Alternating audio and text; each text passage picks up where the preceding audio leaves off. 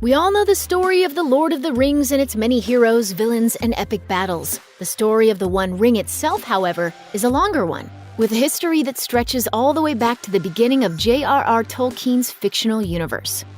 Sauron, the actual Lord of the Rings referred to in the title of Tolkien's epic, was created by the deity Eru in the time before the world was made.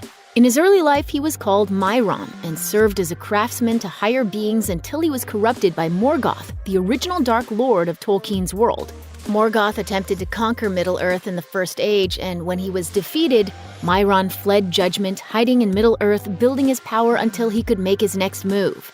The elves ultimately came to call him Sauron. As the centuries passed, Sauron began calling himself the Lord of Gifts and visited the elves. Though some of the elves, including Galadriel and Elrond, distrusted him, the elven smith Celebrimbor was taken with Sauron's gifts, and together they began forging the Rings of Power. They eventually gave 19 rings to the races of Middle-earth.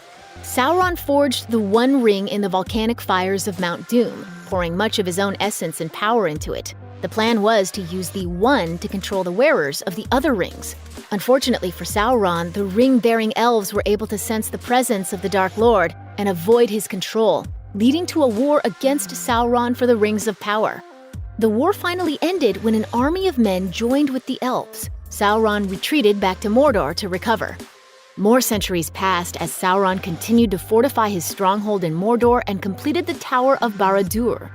Near the end of the Second Age, he was strong enough to again attempt conquest of Middle-earth, but the armies of Númenor, the nation